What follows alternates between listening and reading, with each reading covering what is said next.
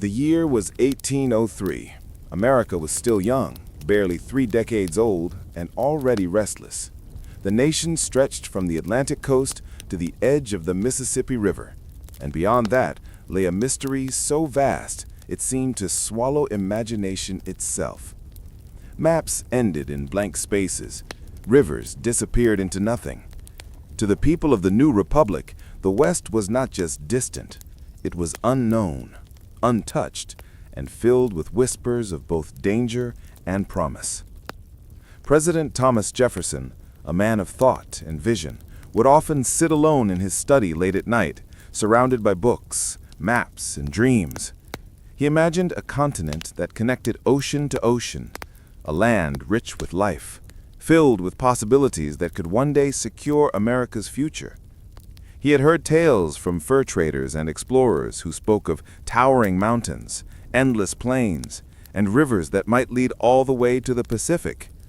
Most dismissed these stories as fantasy, but Jefferson did not. To him, they were pieces of a great puzzle waiting to be solved. That same year, Jefferson made a decision that would change the course of American history. Through a deal known as the Louisiana Purchase, the United States acquired more than 800,000 square miles of land from France, doubling the size of the nation in a single stroke. Yet the vastness of it was almost frightening. What lay beyond the Mississippi? Who lived there? What kind of creatures roamed its forests and plains? The questions burned quietly in Jefferson's mind. He knew one thing: someone had to go and see for themselves. So Jefferson turned to a man he trusted deeply, Meriwether Lewis, a young army captain, intelligent and disciplined, yet filled with a restless curiosity that matched the president's own. Lewis had served as Jefferson's personal secretary and shared his passion for science, geography, and discovery. He was a man both of reason and of wonder, a rare combination that made him perfect for what Jefferson had in mind. Lewis accepted the task without hesitation. His mission would be to lead an expedition up the Missouri River, across the continent, and, if possible, to the Pacific Ocean. He was to study the land, the people, the plants, and the animals. He was to make peace with the native tribes, record every discovery, and find a navigable route across the continent. In essence, he was to turn the unknown into the known. But Lewis knew he could not do it alone. He needed a partner, someone strong, steady, and skilled in command. His choice was clear: William Clark, a fellow soldier and friend. Clark was everything Lewis was not: calm where Lewis was intense, patient where Lewis was anxious, and a natural leader who inspired trust among men. Together, they would form the heart of the Corps of Discovery, a team of brave volunteers chosen from the Army and frontier settlements. As Lewis prepared for the journey, he studied relentlessly. He learned celestial navigation, medicine, botany, and zoology. He gathered gifts for native tribes: medals, mirrors, beads, and cloth, small tokens of peace. He met with scientists to learn how to collect specimens and preserve them. And he worked with cartographers to understand how to chart rivers and mountains that had never been recorded by any American hand. There was a quiet excitement in the air. Newspapers wrote about Jefferson's plan to send men into the heart of the continent. Some called it bold, others called it foolish, but for Lewis and Clark, it was something else: a calling, a chance to touch the edge of the world. In the spring of 1804, as dawn broke over the city of St. Louis, the expedition prepared to set out. The Missouri River shimmered in the morning light like a silver road stretching into the unknown. The air was cool, the banks lined with mist. Boats were loaded with supplies: flour, salt, tools, weapons, trade goods, instruments, and journals. Every item was carefully chosen, for this was no ordinary trip. It was a journey into a place no American had ever seen. Before departure, Lewis wrote in his journal, "I could but feel the impression of the vastness of the undertaking before us, yet my heart is high with hope." The men pushed off from shore. Oars dipped silently into the current. The sound of water against wood marked the first steps of a journey that would cover more than 8,000 miles and last over 2 years. From the bluffs, townspeople watched them fade into the horizon, small boats swallowed by a river that seemed to lead straight into a dream. No one could know then what awaited them. Mountains higher than they could imagine, storms that would nearly destroy them, friendships that would save them, and landscapes so beautiful they would leave even hardened soldiers speechless. For Jefferson, waiting back in Washington, the expedition symbolized more than exploration. It represented the promise of America itself, the belief that knowledge and courage could conquer fear, that reason could tame mystery, and that curiosity was the purest form of patriotism. In those early months of travel, Lewis often reflected on his president's hopes. Each bend of the river felt like turning a page in a great, unfolding story. The forests grew denser, the wildlife more abundant, and the nights quieter, filled only with the sounds of frogs, crickets, and the crackle of campfires. Sometimes, as the men rested, Lewis would stare at the stars and wonder if anyone would ever truly understand what they were doing, how they were carving the first fragile path through an unmapped world.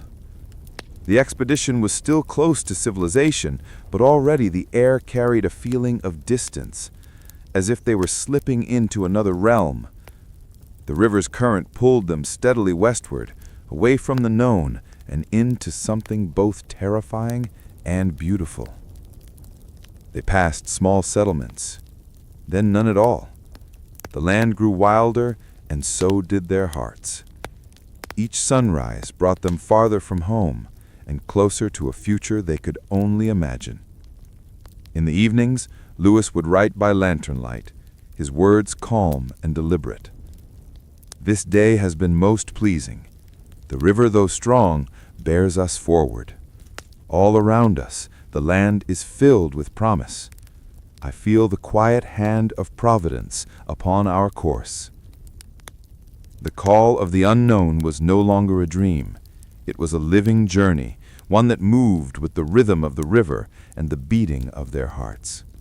The core of discovery was now part of the great story of America, the story of those who looked west and saw not fear, but wonder. And as the boats drifted beyond sight, the river seemed to whisper the same question that had started it all. What lies beyond? The morning of May 14, 1804, arrived with a hush that seemed to hold its breath. Mist rose gently from the surface of the Missouri River, curling around the boats like a soft white veil. The town of St. Charles, near St. Louis, still slept as the Corps of Discovery gathered their gear, checked their weapons, and secured their supplies. The world was waking slowly, as if reluctant to let them go. Lewis and Clark stood by the riverbank, watching the men make final preparations. Their boats, one large keel boat and two smaller pirogues, waited patiently in the water, their wooden sides gleaming with dew. Everything they needed for the next 2 years was packed carefully inside. Barrels of flour, sacks of cornmeal, dried meat, salt, gunpowder, instruments, gifts for native tribes, and journals waiting to be filled with stories no one had ever told. Clark, who commanded the group's day-to-day movement, gave the final orders. His voice was steady, practical, but beneath it was a quiet excitement, a sense that they were standing at the edge of something immense. Lewis, meanwhile, watched in silence. His mind was alive with thoughts, maps, instructions, responsibilities. He felt the weight of Jefferson's dream pressing softly on his shoulders. Somewhere ahead lay answers to questions that had haunted men for centuries. Where did the great rivers lead? What mountains stood between them and the Pacific? And who were the people who called that vast wilderness home? As the sun lifted above the horizon, turning the river gold, the men climbed aboard. Oars touched the water. The keel boat creaked softly. Then, with a slow, steady push, the expedition began to move. The people who had come to watch waved from the shore. Some shouted good luck. Others simply stood in awe, aware that they were witnessing the beginning of something extraordinary. The men waved back, their figures growing smaller until the bend of the river hid them from view. The Missouri River stretched endlessly before them, winding, wild, and unpredictable. It was their highway into the heart of a continent no American had ever charted. The current was strong, the water brown and heavy with mud. Cottonwood trees leaned over the banks, their branches dipping into the flow as if whispering farewells. Progress was slow. Sometimes the men had to pull their boats with ropes, walking waist-deep in water, straining against the current.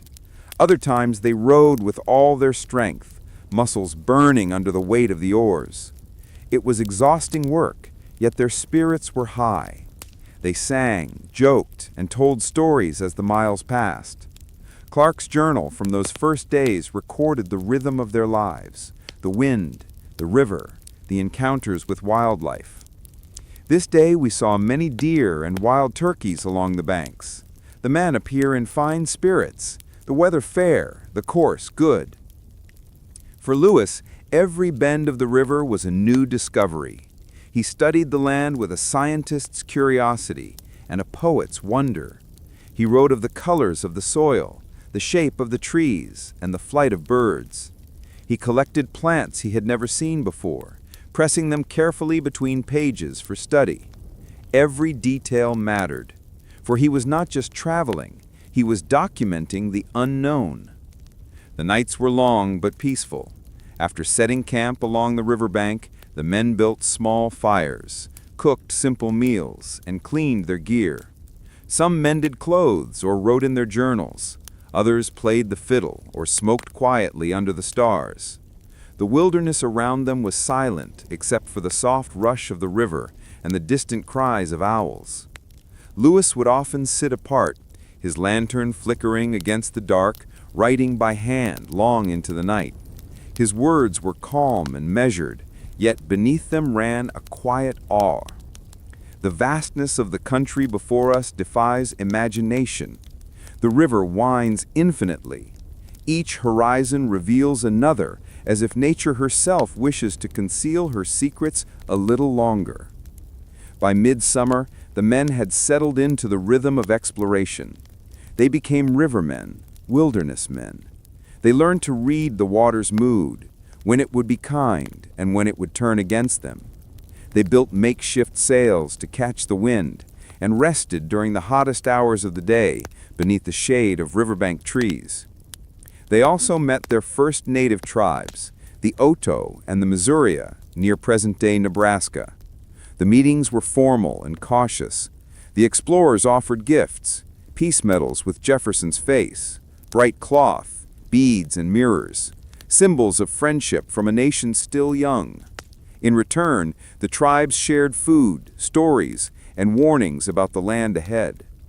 Clark wrote, "We smoked the pipe of peace. Their manner is dignified and calm. They seem to look upon us with curiosity as we do upon them." The expedition continued on, following the winding course of the river through rolling hills and endless plains. The heat grew intense. Mosquitoes swarmed thick as smoke. The men swatted and cursed, but pressed forward. At times tempers flared, but discipline held. Clark's firm leadership and Lewis's quiet determination kept them steady. As weeks turned to months, the landscape began to change.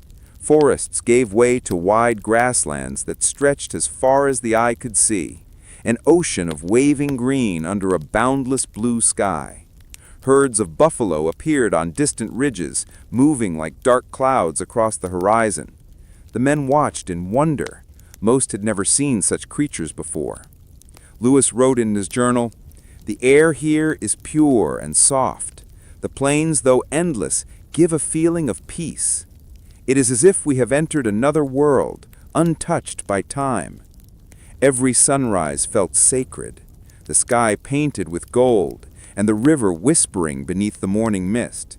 And every sunset brought silence, a kind of peace that words could barely describe. Yet the journey was far from easy. The river often split into shallow channels, forcing the men to drag the heavy boats through mud. Storms rolled across the plains without warning, flattening tents and soaking supplies. Once, lightning struck near the camp, throwing sparks into the darkness and leaving the men shaken but unharmed. Still, they endured. Each hardship became part of the story, a quiet testament to their courage.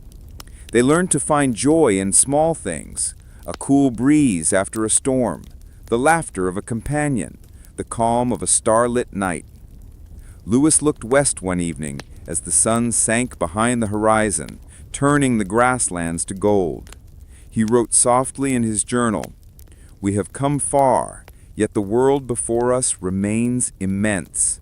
I feel the same awe now as when we began.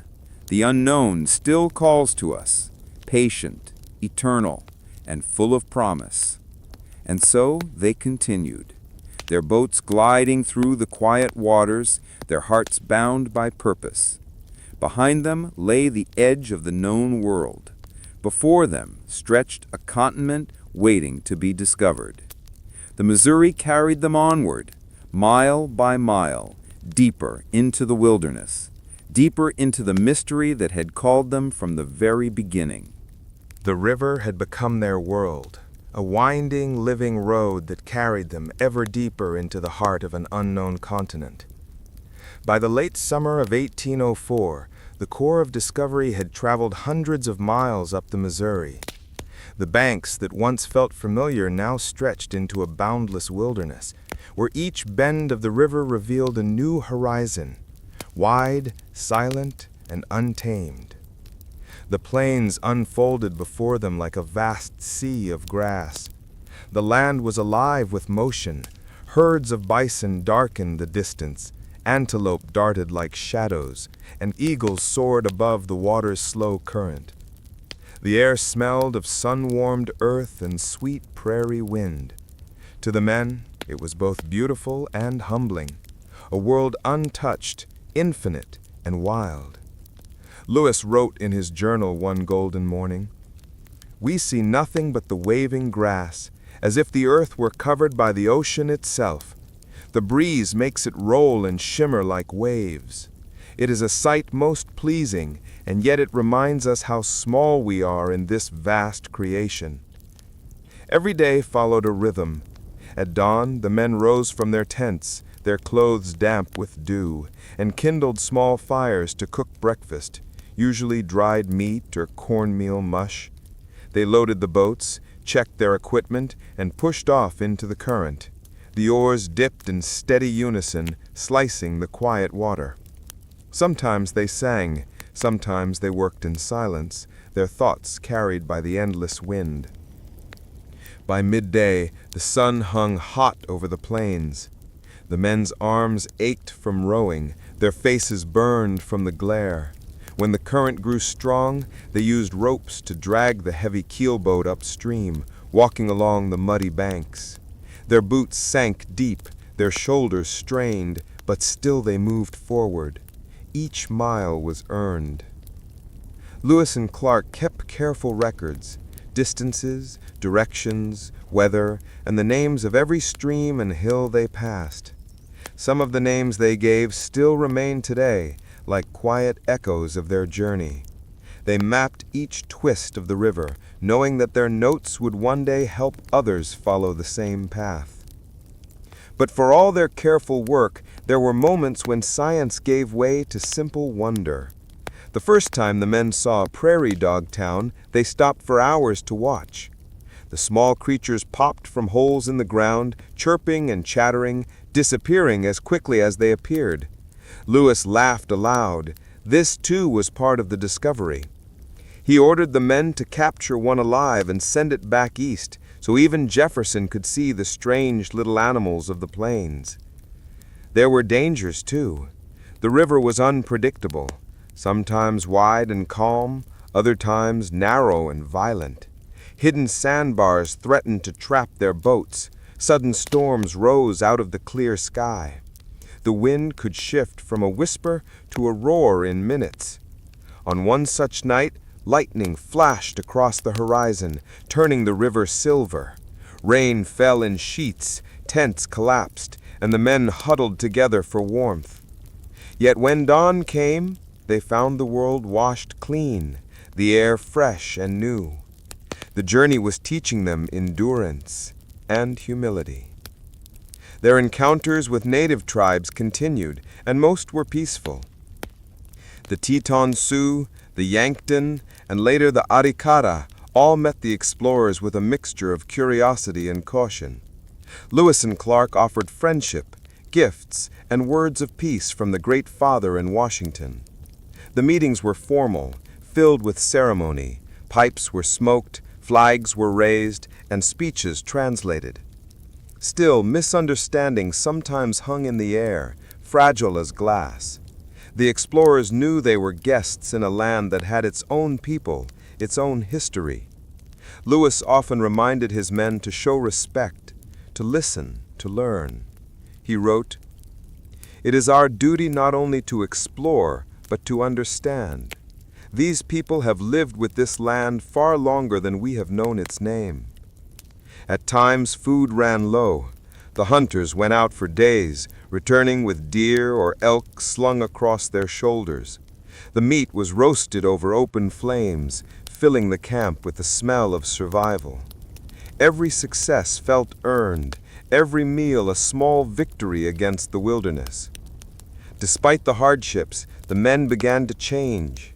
They grew leaner, stronger, more patient. Their laughter came easier, their teamwork smoother. The river, once a challenge, now felt like an old companion.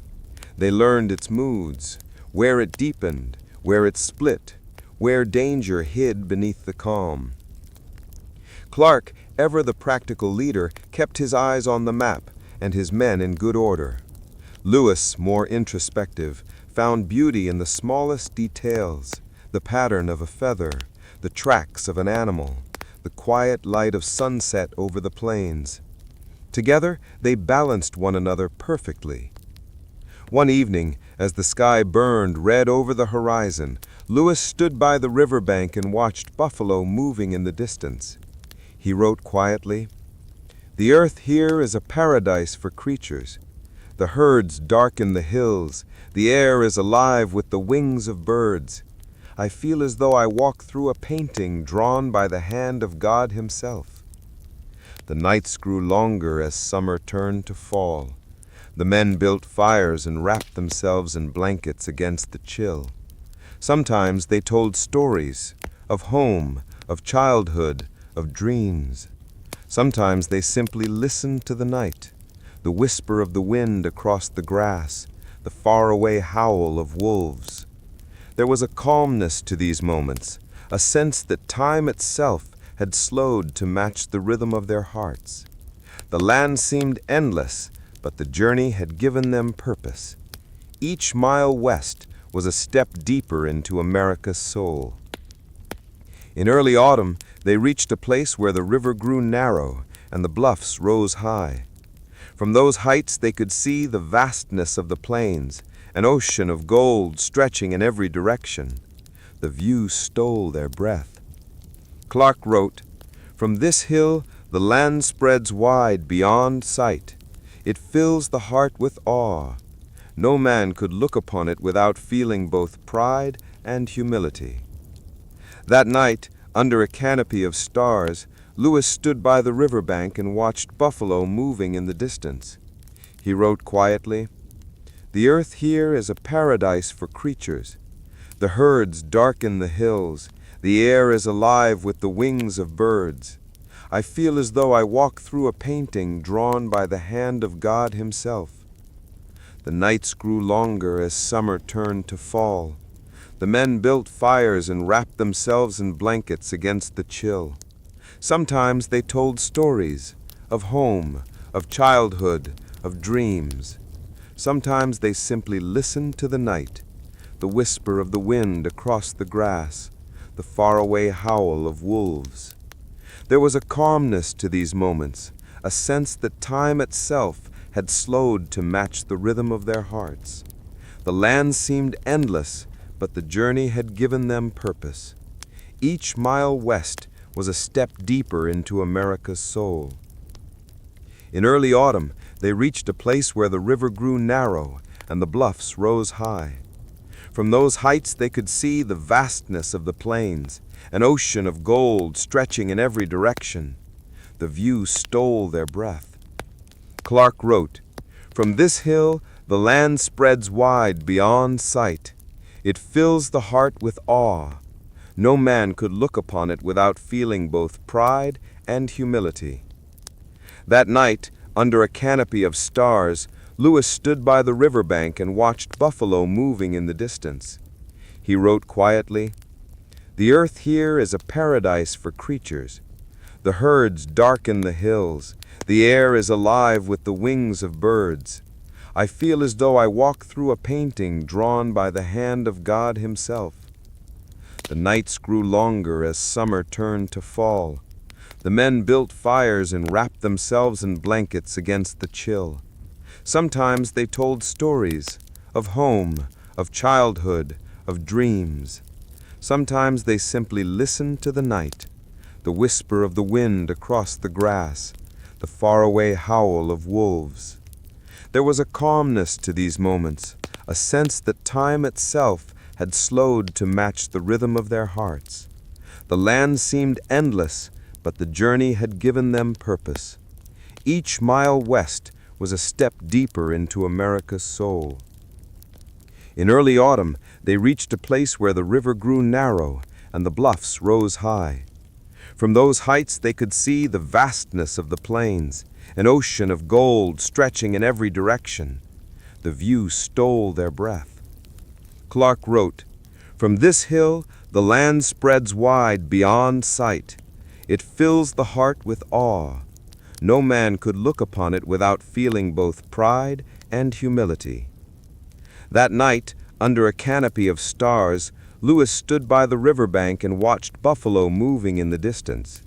He wrote quietly, "The earth here is a paradise for creatures. The herds darken the hills. The air is alive with the wings of birds. I feel as though I walk through a painting drawn by the hand of God Himself." The nights grew longer as summer turned to fall. The men built fires and wrapped themselves in blankets against the chill.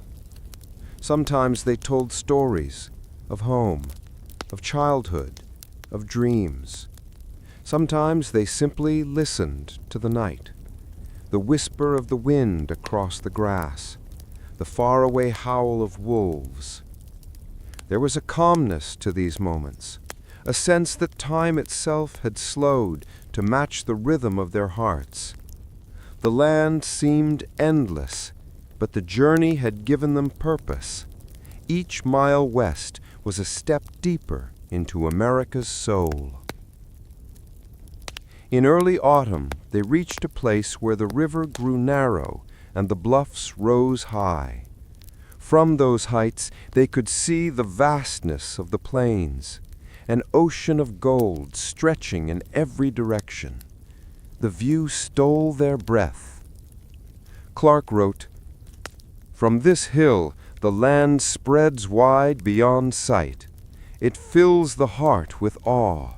No man could look upon it without feeling both pride and humility." That night, under a canopy of stars, Lewis reflected on how far they had come. He remembered the quiet start in St. Louis, Jefferson's careful words, and the feeling of stepping into the unknown. Now, surrounded by the immensity of the West, he felt that same call still echoing, gentle but unending.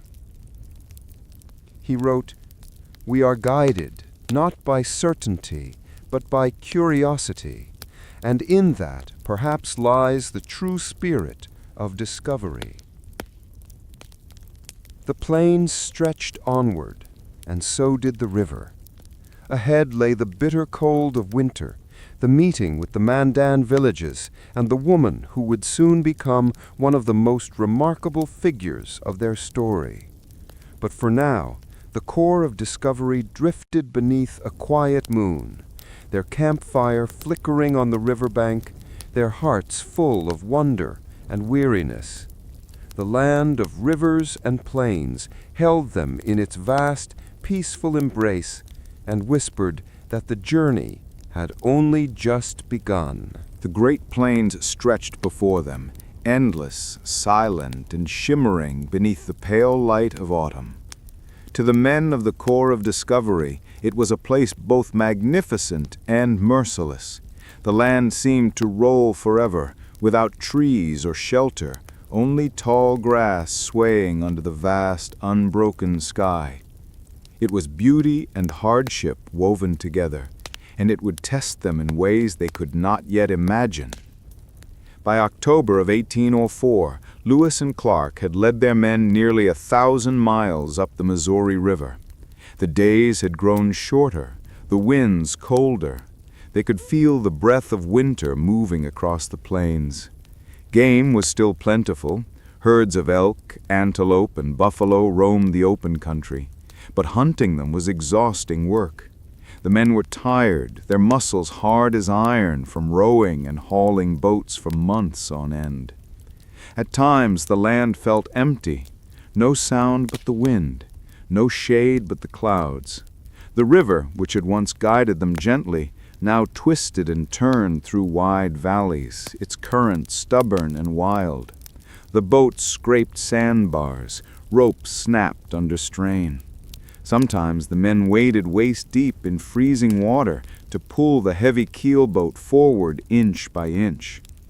Clark, always steady, wrote in his journal, "The labor is severe. The men complain not, but their faces show weariness. The country grows more open, the wind more fierce. Still we advance." The plains offered lessons in endurance. There were no towns, no shelters, no signs of the world they had left behind. The horizon swallowed everything. It was a place that forced humility, where man seemed small against the measureless earth. At night, when the fires flickered low and the cold crept in, Lewis often sat apart from the camp, writing by candlelight. His words carried both wonder and unease. There is a loneliness here that is both beautiful and terrible. The land is without bounds, and I feel myself at once free and lost within it. The wind never seemed to rest. It howled across the open ground, bending the tall grass until it moved like waves on the sea. It carried dust that stung the eyes and chilled the skin. Sometimes it came so fiercely that tents tore loose and supplies scattered into the darkness. Yet even in the hardship there was awe. One clear evening the sky opened in a blaze of stars, thousands of points of light burning cold and brilliant above the sleeping plains. Lewis stood motionless, his breath forming clouds in the air, and felt as though he was standing at the edge of creation itself. He wrote, "We are beneath the same heavens, yet it feels as if we walk another world, one untouched, infinite, and sacred." The men learned to read the land the way sailors read the sea. They watched the flight of birds to find water, studied the color of clouds to predict weather, and followed the tracks of animals to find food. The expedition was becoming more than a journey. It was a slow transformation. Each man was shedding the comforts of civilization, becoming something rawer, closer to nature. The native tribes they met on the plains, the Aripara, the Mandan, and the Hidatsa, taught them even more. These were people who had lived for generations in harmony with the land, who understood the winds, the seasons, and the rhythms of the earth. They shared corn, beans, and squash with the explorers, offered advice about the coming winter, and told stories of the lands farther west. The encounters were not without tension. The explorers represented a nation that was new to these lands, and their arrival carried uncertainty. Yet time and again diplomacy, patience, and respect prevailed. Lewis and Clark understood that survival depended not only on courage, but on cooperation. One evening, near a Mandan village, they were invited to a feast. The men sat around a fire, eating boiled corn and smoked bison meat while the air outside froze. Children laughed, drums sounded faintly in the distance. For a moment the explorers felt a strange comfort, as if they had found warmth in the heart of the wilderness. Clark later wrote, "Their hospitality is of the truest kind. They have little, yet they give freely. I feel a deep respect for these people and their way of life." The decision was soon made to build winter quarters near the Mandan villages, for the plains were no place to travel once the snow came. The men cut logs, shaped them into cabins, and built a small fort along the riverbank, Fort Mandan. Smoke rose from chimneys, and the air filled with the sound of axes, hammers, and laughter. For the first time in months, they felt settled. The fort became their refuge, a place to rest, repair equipment, and prepare for the unknown mountains ahead. But before the safety of Fort Mandan, there were still trials to face. In the final weeks before winter, the cold struck suddenly. Ice began to form along the river's edge. The men woke to find their blankets stiff with frost. Food grew harder to find, and sickness spread quietly through the camp. Lewis noted somberly, "Our provisions grow short. The cold increases daily. The men bear it well, yet I fear what lies ahead." And yet, in the heart of that frozen land, the expedition's spirit did not break. Around the fire, the men told stories of home, of mothers, wives, and sweethearts waiting far away. They laughed softly, shared what little tobacco they had left, and listened to the wind outside howl like a living thing. In those quiet nights, something deeper grew among them, a bond of trust stronger than hardship. Each man knew that the others would not abandon him. They had become a family, forged by distance and endurance. Lewis reflected on it one cold evening. "We have seen beauty and terror alike. The land gives and it takes. Yet in our unity I find strength. This is what it means to discover, not merely the land, but ourselves." The Great Plains had stripped them bare, tested every ounce of resolve, and given them a taste of the true scale of the continent. It was not a gentle teacher, but it was honest, and in its vast silence it whispered lessons that would guide them for the rest of their journey: patience, respect, humility, and endurance. As the first snow fell across the open country, the world turned white and still. The men huddled in their cabins at Fort Mandan, grateful for warmth, unaware that their greatest challenges and their greatest discoveries were yet to come. The winds outside howled through the grass like ghosts of the endless plains, and inside the explorers slept, dreamers of a young nation, resting on the edge of a continent that was only beginning to reveal its secrets. The year was 1803. The United States was still young, a nation barely stretching beyond the Mississippi River, filled with dreams but surrounded by mystery. To the west lay a land of whispers, a vast expanse no map could define. People spoke of towering mountains, endless plains, and rivers that might one day lead to the Pacific Ocean. Yet, to most Americans, it was an empty space on a page, a space waiting to be understood. In Washington, President Thomas Jefferson stood at the heart of that curiosity.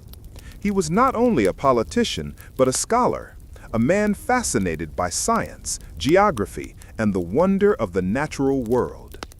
When news reached him that France might sell the Louisiana Territory, a land stretching from the Mississippi to the Rocky Mountains, he saw not just politics, but destiny.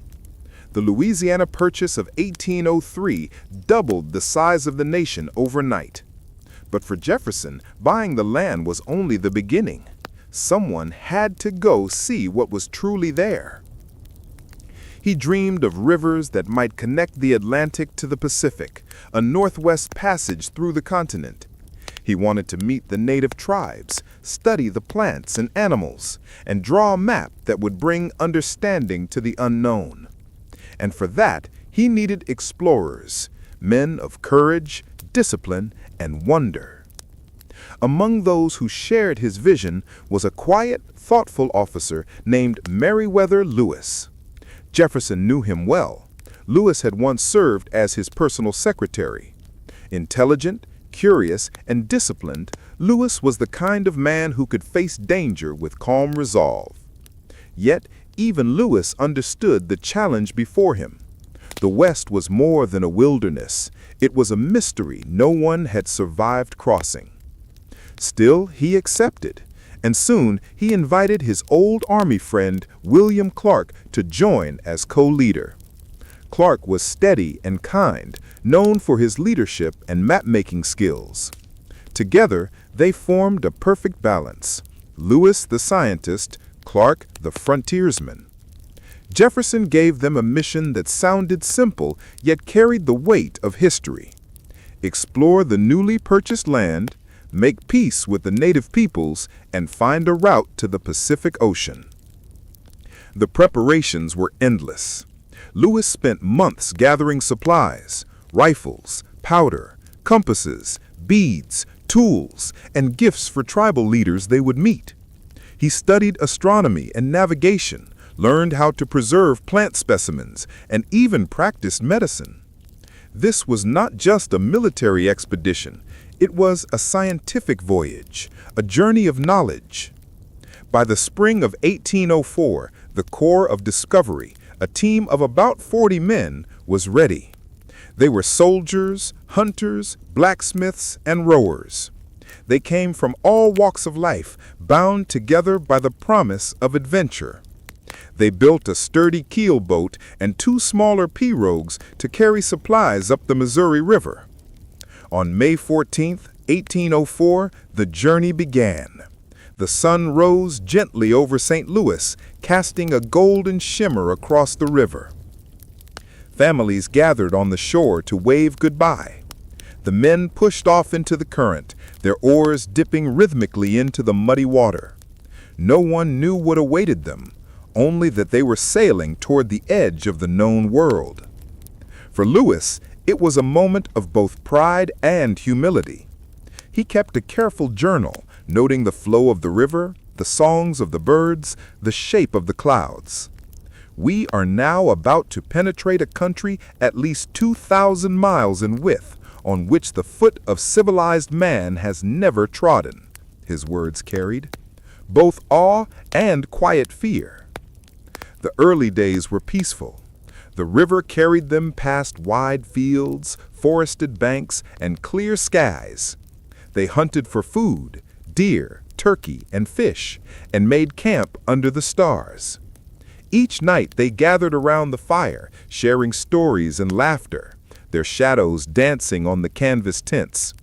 Yet, beneath the calm, there was always a sense of uncertainty. The land was beautiful, but vast, and they were so very small.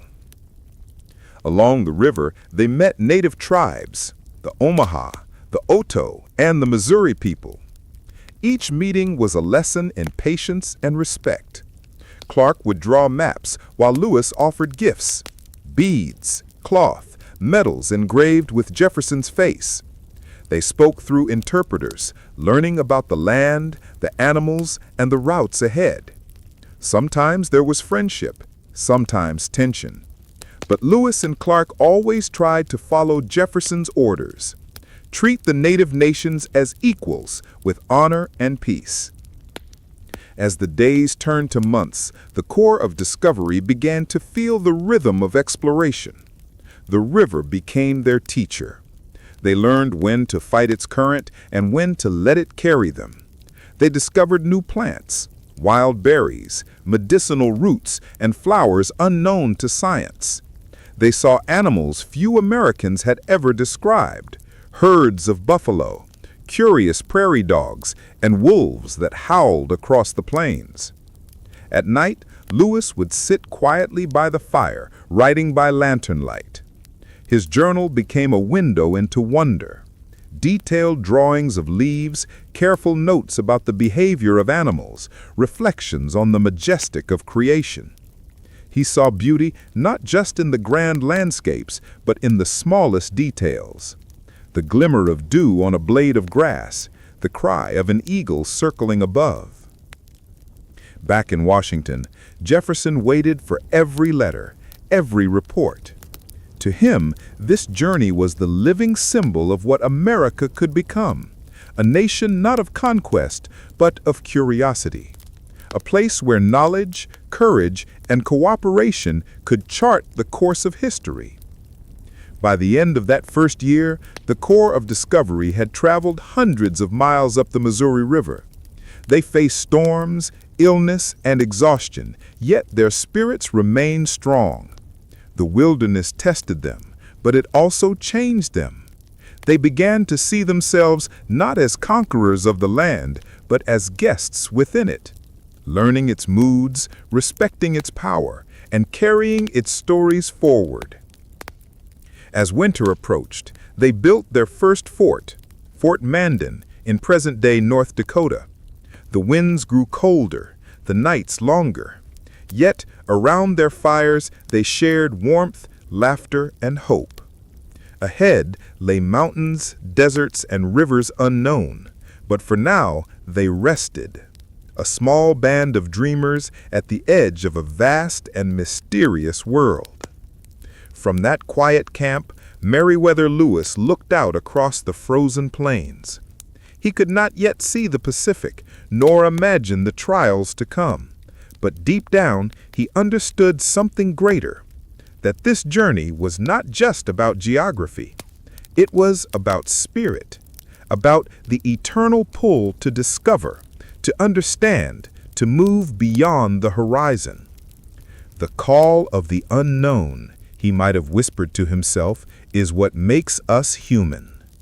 And in that silence, between the crackle of the fire and the whisper of the wind, the young nation's heart beat softly with wonder. By the summer of 1805, the Corps of Discovery had already traveled thousands of miles. They had crossed plains so wide the horizon seemed to breathe, and rivers so long they lost count of their bends. But now, as they gazed westward, something entirely new rose before them: the Rocky Mountains, an endless wall of stone reaching into the heavens. The mountains did not seem real at first. They shimmered faintly in the distance, their snowy peaks glowing white beneath the sun. But as the days passed and the peaks grew larger, the men began to understand the challenge before them. The Rockies were no gentle hills. They were giants, carved by time and weather, eternal and unmoving. Between those towering ridges lay snowfields, cliffs, and frozen rivers, a barrier that few had ever crossed. For Meriwether Lewis and William Clark, this was the test that would decide everything. President Jefferson's dream of reaching the Pacific depended on whether they could cross these mountains alive. There was no map, no guidebook, no road, only the faint hope that the rivers on the other side would carry them down to the ocean. The Corps had just left the Mandan villages where they had spent the winter building Fort Mandan and gathering strength. With them now was Sacagawea, the young Shoshone woman who had joined the expedition with her French-Canadian husband, Toussaint Charbonneau, and her infant son, Jean-Baptiste, whom the men lovingly called Pomp. Though small in stature and quiet by nature, Sacagawea carried the memory of her homeland deep within her, and that homeland lay somewhere among these very mountains. Lewis and Clark placed their trust in her. She was not merely a guide, she was a bridge between worlds. Her calm presence brought peace during tense encounters. Her knowledge of plants and terrain often saved their lives, and her strength inspired even the hardest soldiers. The closer they came to the Rockies, the harder the journey became. The Missouri River split into twisting streams, and the current grew stronger. The men had to drag their heavy canoes and supplies across mud, rocks, and shallow rapids. The days were hot, the nights cold, and the mosquitoes relentless. Yet there was wonder, too. Lewis wrote in his journal about the grandeur of the landscape, the sight of elk grazing in the distance, the sudden burst of wildflowers between stones, the way the sky seemed to press down upon the mountains like a dome of blue glass. In moments of stillness, the men would stop and simply listen to the sound of wind rushing through the pine, to the far-off echo of water falling down unseen cliffs. One evening, Lewis climbed a hill to scout ahead. From the top, he finally saw what he had both hoped and feared: endless mountain ridges stretching west, one after another, as far as his eyes could see. His heart sank. From this place I could discover no opening, nothing but immensity. But still, they pressed on. At last, near the headwaters of the Missouri, they came upon a small group of Shoshone people, Sacagawea's tribe. Fate, it seemed, had woven their paths together. When Sacagawea met their leader, she suddenly gasped in disbelief and joy. The chief, Kameahwait, was her long-lost brother. The reunion was quiet, emotional, and almost miraculous. She had been kidnapped as a child years before, taken far from her people, never expecting to see them again. Now, standing before her brother, she wept softly. The Shoshone welcomed the explorers with open hearts, providing food, horses, and guidance for the long journey over the mountains. With the help of the Shoshone, the Corps of Discovery traded their canoes for horses. The river would no longer carry them. Now they would have to climb. The air grew thinner, colder. Snow still clung to the peaks, even in midsummer. The path became a narrow trail winding through jagged rocks and shadowed forests. Some days they traveled only a few miles before exhaustion forced them to stop. Hunger gnawed at them. Game became scarce, and sometimes they had nothing to eat but dried roots or a few strips of leather boiled in water. Clark's journal speaks of men fainting with weakness and horses falling from the steep slopes. Yet even in suffering, they found moments of grace, a shared meal by the fire, a glimpse of stars through the mountain mist, or the laughter of Pomp, whose tiny smile lifted the hearts of all around him. Sacagawea proved indispensable. She recognized familiar valleys, pointed out safe routes, and gathered edible plants when supplies ran low. She carried her infant across cliffs and rivers without complaint. Lewis later wrote, "The wife of Charbonneau has been of great service to me, and her fortitude with her child gives me new admiration daily." One afternoon, after days of climbing, they reached what Lewis believed to be the Continental Divide, the place where water on one side flows toward the Atlantic and on the other toward the Pacific. Standing atop that ridge, Lewis felt both triumph and sorrow. He had reached the backbone of the world, but what he saw beyond made his heart heavy. Endless mountains again, stretching toward the horizon.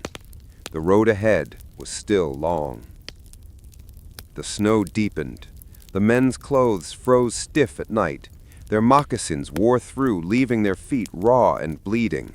But they kept moving, step by step, driven by purpose. Clark urged them onward with quiet strength. "Courage," he told them. "We have passed the worst, and the ocean waits beyond." At last, after weeks of hardship, they descended into a gentler valley, the lands of the Nez Perce people. The tribe welcomed them kindly, offering salmon, roots, and shelter. The warmth of that welcome felt like salvation. The men, weary and thin, could barely believe they had survived the crossing. As they rested among the Nez Perce, the explorers gazed back at the snow-capped peaks they had conquered. The Rockies stood behind them, tall and silent, as if guarding the secrets of the earth itself. They had crossed them not with force, but with faith. Faith in each other, in their mission, and in the belief that knowledge and discovery were worth every hardship. That night, Lewis wrote in his journal with trembling hands, "We are at last among the waters that flow to the great ocean. I feel myself richly rewarded for all the toil, the pain, and the anxiety. The mountains had not broken them. They had tested them, stripped them down to their purest selves, revealing strength they never knew they possessed. As the sun rose over the western valleys, the Corps prepared to build new canoes and follow the rivers that would carry them toward the Pacific. But before they left, Lewis turned one last time toward the Rockies. The morning light painted the peaks in gold and silver, the air still and cold. He whispered a quiet thought, perhaps to himself, perhaps to the land. We have crossed the backbone of the world. And as the wind carried his words through the pines, the young explorers began their descent toward new rivers, new people, and the long-awaited dream of the Western Ocean. The Rockies were finally behind them, but the memory of their sharp ridges and bitter cold still lingered in every step the explorers took. When the cold of discovery descended from the mountains in the late summer of 1805, it felt as though they had entered a new world entirely, a land softer, greener, filled with sound and movement. Below them stretched deep valleys lined with pines and rivers that shimmered in the sunlight. The air was warmer, the smell of earth stronger, and for the first time in months, the men could breathe without feeling the sting of frost. They had crossed the backbone of the world, and now they stood among the rivers of the West, waters that would finally lead them, they hoped, to the long-dreamed-of Pacific Ocean. Their first task was to recover. The Nez Perce people, whose kindness had saved them, shared food and shelter. The men were weak and thin, their clothes torn, their feet blistered. The tribe gave them salmon, camas roots, and blankets of woven bark. For days, the explorers rested beneath the tall cedar trees, feeling the strength return to their bodies. Lewis and Clark knew they owed their lives to these people. In his journal, Clark wrote, "The hospitality of these Indians exceeds anything I have known." The Nez Perce not only fed them, but also helped them build new canoes. It was time to trade their horses once again for the craft that would carry them downriver. By September, they set out once more, this time along the Clearwater River, its surface smooth as glass. The men paddled with steady rhythm, the soft swish of water blending with the call of birds and the rustle of forest leaves. The land around them was rich and alive, salmon leaping in silver arcs, eagles circling above, deer stepping lightly between the trees. Each day the river grew stronger, joining with others, the Snake, then the mighty Columbia River, all flowing westward toward the unseen ocean.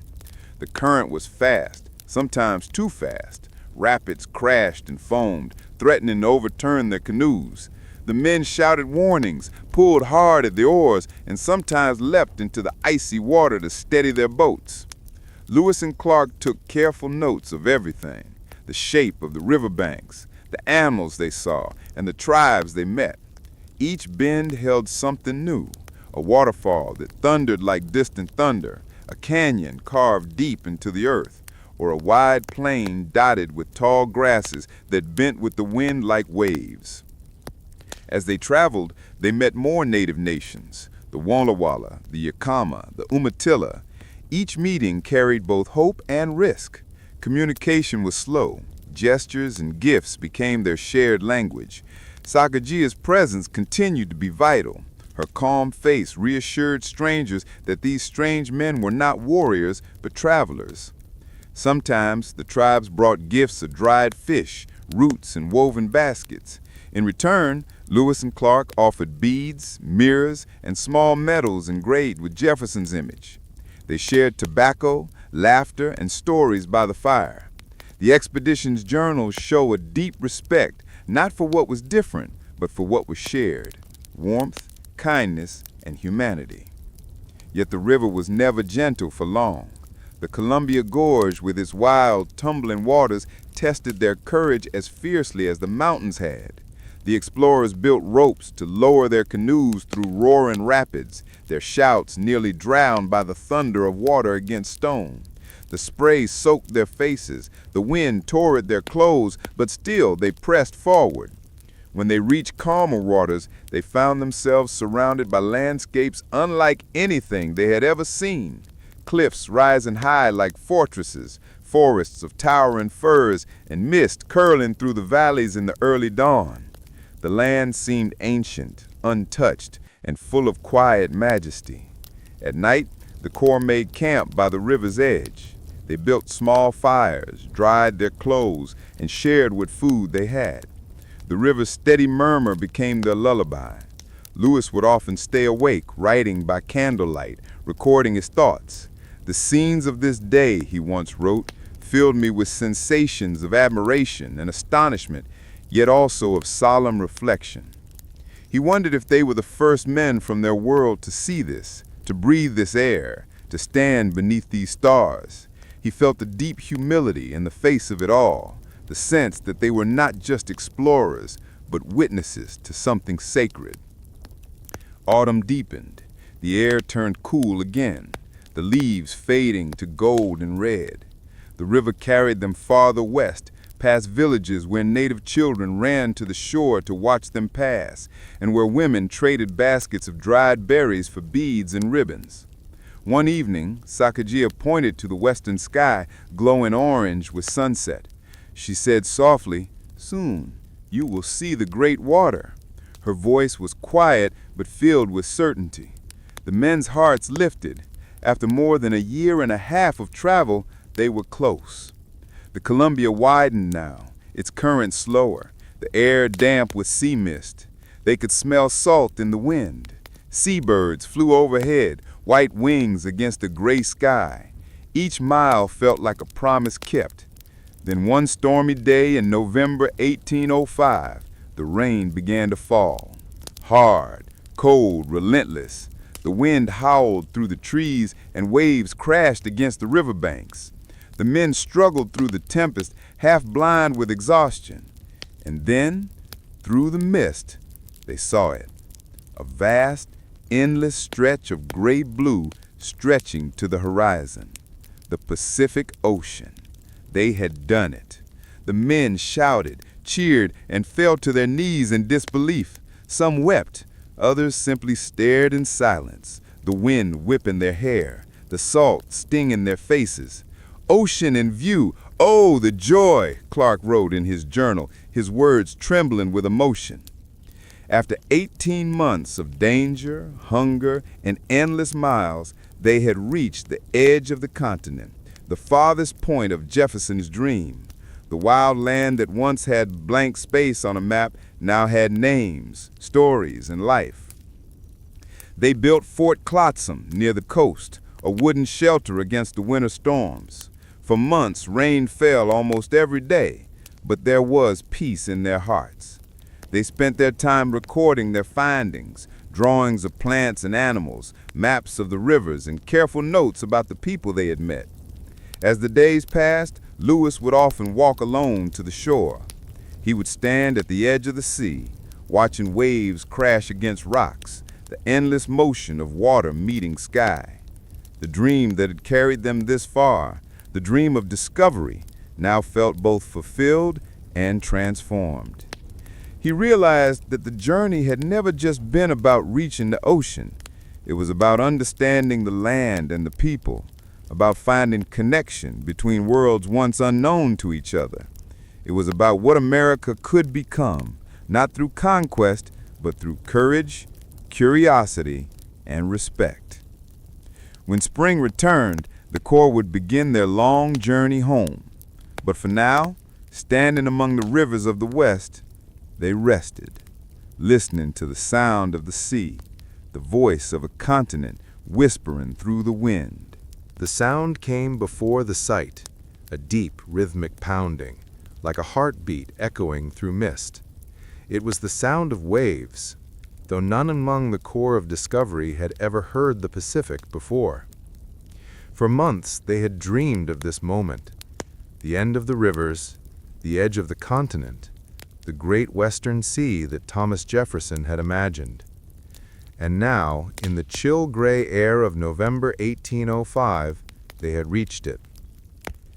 The explorers stood in silence upon a high bluff, the wind whipping through their hair, the salt spray clinging to their clothes.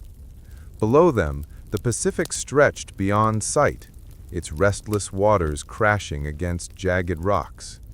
It was not the calm, sunlit paradise some had pictured. It was wild, cold, and endless, a true ocean of power. For William Clark, the words came simply but full of awe. Ocean in view. Oh, the joy!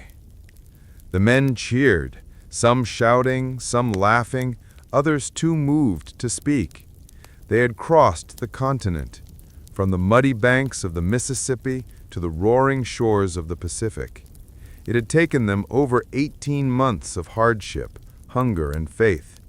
They had walked through storms, climbed mountains that seemed to touch the clouds, and faced dangers no map could predict. Yet now, here they were, alive, standing at the edge of the world. But the Pacific did not welcome them gently. Within days of their arrival, fierce coastal storms swept across the land.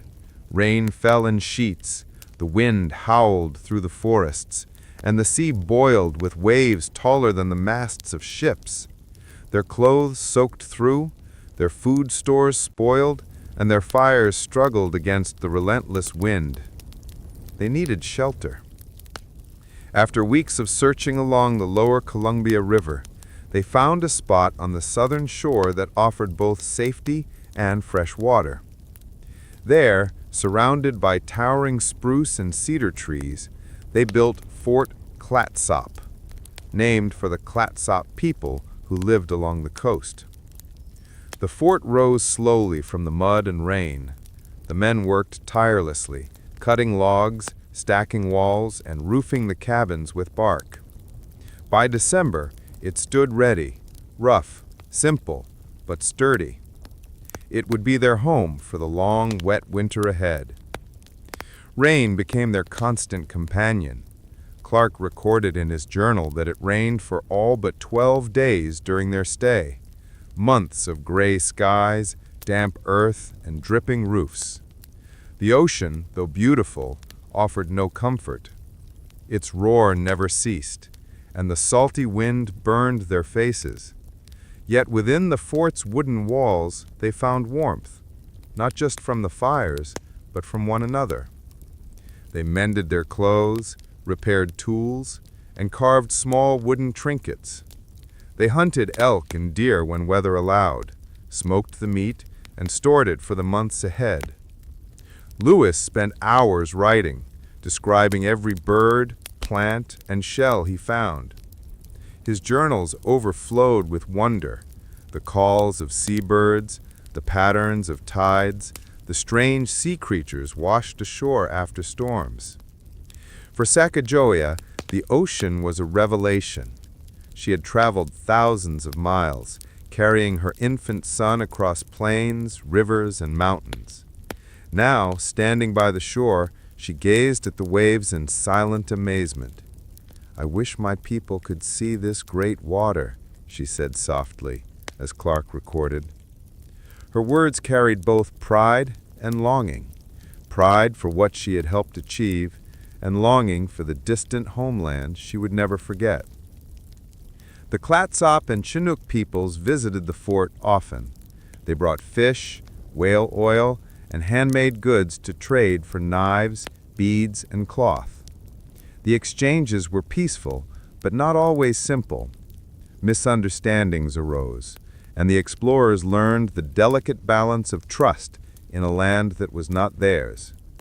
Lewis and Clark respected the tribes deeply. They observed their language, clothing, and customs, recording everything carefully. They knew that these people were not part of the unknown. They were part of the living map Jefferson wanted to understand. As the winter dragged on, the men began to feel restless. The ocean was a marvel, but it was also a reminder of how far from home they had come. Supplies were low, and illness spread through the camp. They longed for fresh food, for the warmth of sun, for the faces of their families. Clark wrote, "Our clothes are worn out, our feet sore, our bodies lean, and our spirits longing for the return." Yet there was pride, too. They had done what no one from their young nation had done before. They had crossed a continent that most thought impossible. They had charted rivers, documented hundreds of new species, and built friendships across nations and cultures. One rare, clear day in February, the clouds lifted, revealing a brilliant blue sky. The sea shimmered in sunlight, calm and vast. Lewis stood at the edge of the beach, the wind quiet for once. He thought of Jefferson, of the dream that had begun in a quiet office in Washington with a single idea: to see what lay beyond the known world. He realized then that the real discovery was not the land itself, but the journey, the learning, the endurance, the way strangers became brothers. The ocean was not the end, but a reflection of what they had become. By March 1806, the rains began to ease. The elk were growing scarce again, a sign that it was time to leave. The men gathered their belongings, packed their journals, and prepared their canoes for the long return east. Before departing, they raised the American flag above Fort Clatsop, not as a claim of conquest, but as a symbol of completion. Clark noted simply, "We have seen the great waters. Now we turn our faces toward home." As they pushed off from the coast, the river carried them east once more. Behind them, the Pacific faded into mist, a gray line merging with the horizon. The roar of waves grew distant, replaced by the quiet rhythm of paddles in the water. They did not know what awaited them on the long road back: new challenges, dangers, and losses. But they carried something no hardship could take away: the knowledge that they had reached the end of the world and lived to tell its story. For a long time, Lewis sat silent in his canoe, watching the morning light spread across the water. He felt a strange peace. The ocean had given him not triumph, but perspective, a reminder that exploration was not about reaching a destination, but about seeing with new eyes. As the trees closed around the river once more, and the sea breeze faded into memory, the core of discovery disappeared into the wilderness they had once emerged from, forever changed, forever part of the story of the land they had crossed. And though centuries would pass, the echo of that moment, of men standing before the Pacific, drenched and awed, whispering, "Oh, the joy," would remain, a symbol not of conquest, but of courage, not of discovery alone, but of the endless human spirit that still, even today, listens for the call of the unknown. The mountains appeared first as a distant mirage, soft blue shadows rising from the horizon, hazy and unreal. But as the days passed, those shadows grew sharper, taller, and colder, until the men of the Corps of Discovery realized the truth. The fabled Rocky Mountains were no myth. They rose like stone giants, stretching endlessly across the sky, their snow-capped peaks shimmering like silent sentinels, guarding the secrets of the West.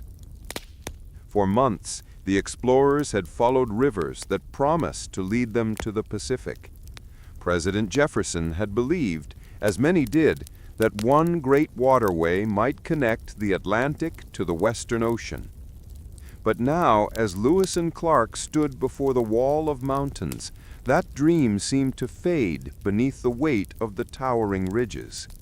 The backbone of the world, as some tribes called it, was far more formidable than anyone in the East had imagined.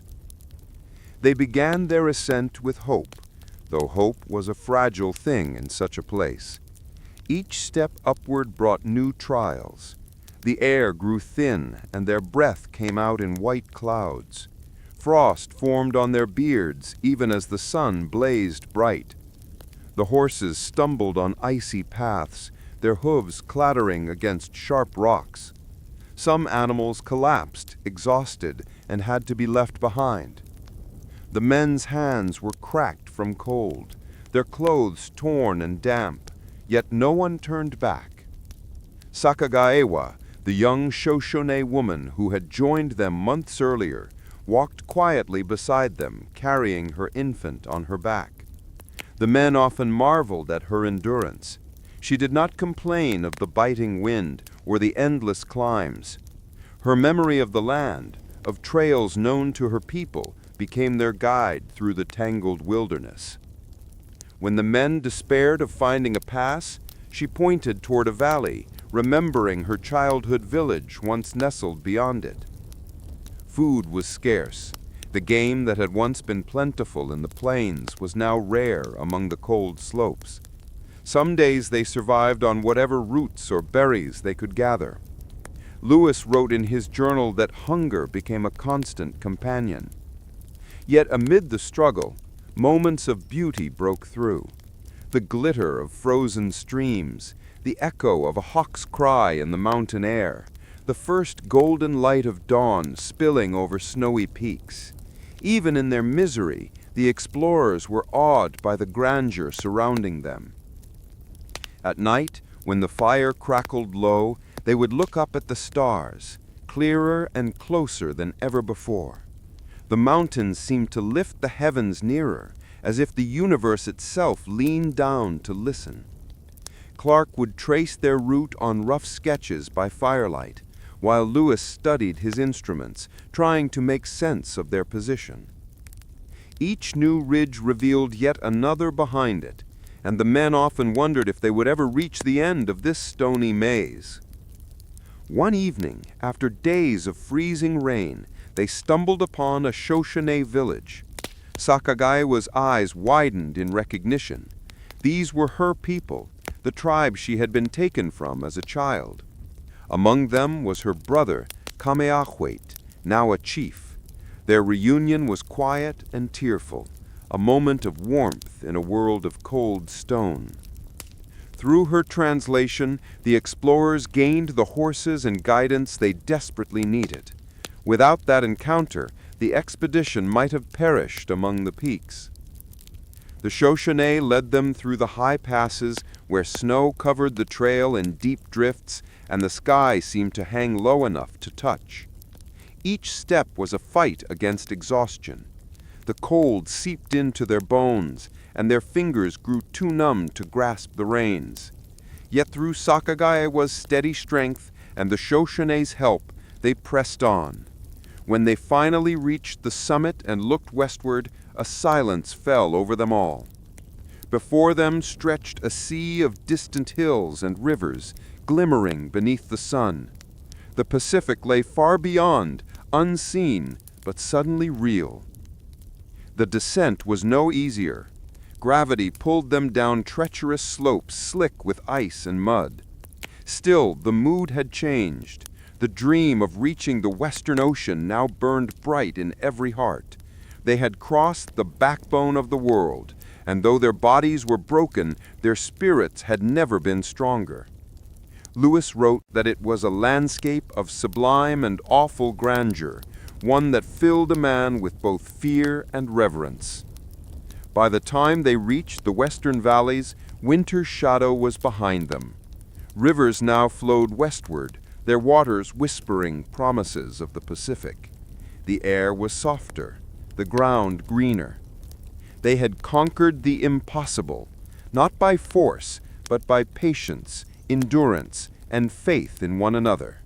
The Rockies had tested them in every way, but they had not been defeated.